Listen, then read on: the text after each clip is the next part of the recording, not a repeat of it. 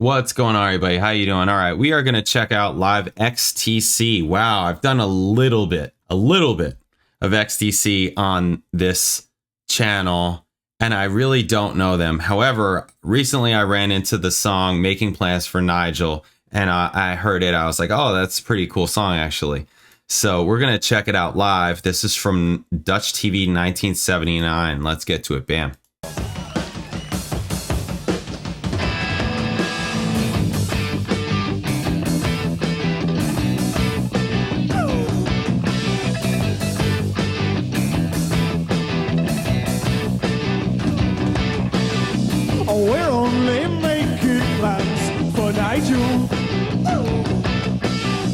We only want what's best for him.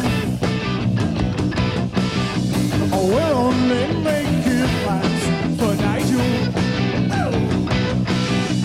Nigel just needs that helping hand. Oh,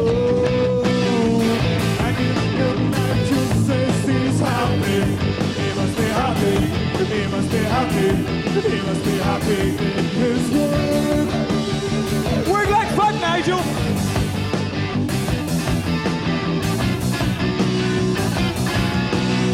Oh, we're only is that bass? For Nigel. He has this future in a British steel. Oh, we're only making plans for Nigel. Nigel's whole future is as good as sealed. Looks like one of those weird, like, fiasco or some kind of weird European or Russian type of instruments, you know, that they sell now.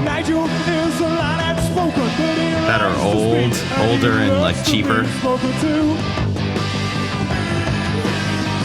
Nigel is happy in his work.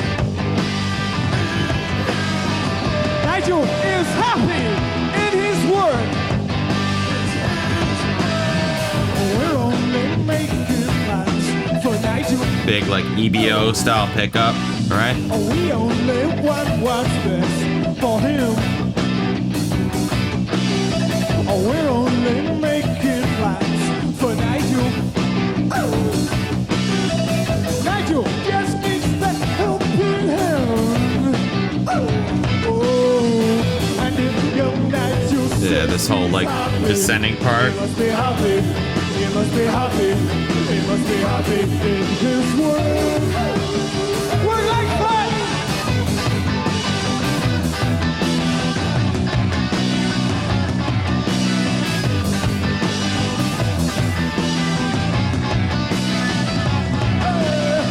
We're only making plans for Nigel. Sing it! We only want what's best for him. Pushing the microphone around with his face. That guy doing? Yeah, it's like just got two big pickups. We're only making plans for Nigel. He has this future in a British steel.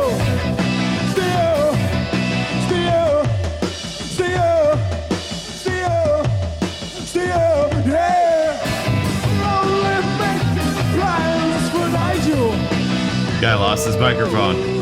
We're only making plans for Nigel.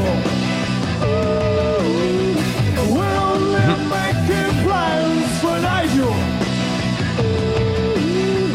We're only making plans. It's Nigel! It's Nigel! It's Nigel! It's Nigel!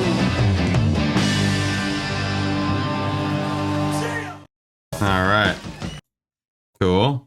All right. So the big thing that I remember about this band is that they got utterly screwed, right? Like among the worst that I've ever read. Like, right? Andy Partridge, right? Okay, yeah. Okay, so Colin Moulding, so that must have been who that was. Okay, yeah. Okay, so single Making Plans for Nigel marked their commercial breakthrough and heralded the reverberating drum sound associated with 1980s popular music. Okay, so I mean that's what I heard it because I was just going through Spotify recordings and like throwing different things in playlists, trying to find new songs and stuff like that. And I saw it and I played it and I was like, oh, this is actually pretty cool. Virgin Records, lead single from their 1979 album Drums and Wires. Was it like a debut album or okay, I'll get to that. Point of view, overbearing parents who are certain that their son Nigel is happy in this world, affirming that his future to be spent working for British Steel is as good as sealed, and that he likes to speak and loves to be spoken to. Okay. I didn't know where it came from. That phrase popped into my head, and one line followed another. Before I knew it, I'd written 3 parts of the song, and the rest of it just kind of fell in line probably a day or two later. When I was about 16, my father wanted me to stay on in school, but by that time, I really didn't want to do anything other than music, I think. So in a way, is it autobiographical? Well, a little bit. I knew somebody called Nigel at school, but I think that when you write songs, it's a lot of things all wrapped up. Like in your dreams are kind of bits and pieces of all walks of life you've been in. Okay. So it's the 3rd album. Yes, this cover looks super familiar. I mean, it's probably because of this song. If this was their like biggest song, right? Steve Lillywhite and Hugh Pagum. Sorry, I never know how to say that guy's name. Beginning to develop their signature gated reverb production technique. Pretty cool. Yeah, I just heard it and thought it was a cool kind of poppy, but like alternative, you know, in a way, pop song. You know, not like a straight up pop because it's not like super poppy, but it's still like poppy, sort of. You know what I'm saying? I mean, they're calling this art pop, art rock, new wave. You know, so there you go. Art pop, sure. Thomas Dolby. Ooh, you know what? Oh, I should check some of him out live. What was the Thomas Dolby that we checked out that was really cool that I had never heard before? Oh man. Yeah, it was off of this, wasn't it? Yeah, it was. Europa and the Pirate Twins. Wind Power. Was that it? Ooh. Gonna have to check that out. Getting ahead of myself. All right.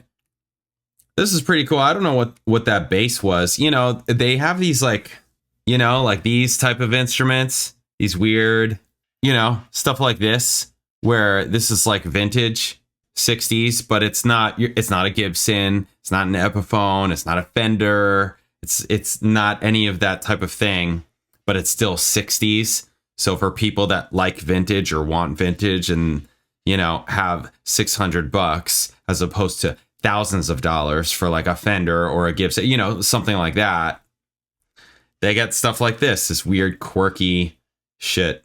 I don't know. I have old Fender and old Ampeg, so I'm hoity-toity, I guess. or just lucky. Maybe a bit of both. Yeah, I don't know. I've had cheaper vintage instruments before. Part of the reason why I'm saying that is because I haven't had a Tiesco, but I've had some like I had a lawsuit bass once, and they're just not. It's not the real thing, you know. They're not like, yeah, okay, maybe they are the real thing, like they're vintage, they were made back then, and they are literally that old, but they were copying something, and it's not the real thing. It was like a Fender copy by Ibanez, some Ibanez lawsuit bass, and even still Ibanez, right? That's like a known, reputable brand, but it just wasn't the same at all, and I got rid of that thing so fast. So, not to mention it weighed 1 million pounds. Cool. Anyway, so I didn't know if it was something like this, some type of brand that's like these type of, right, whatever this is, an Electra, whatever this is, Sakova, right? Just these different like type of quirky instruments like that. There are people that are into them.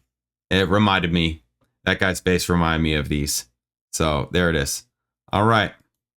Awesome. Thank you guys. I'll catch you in the next video later.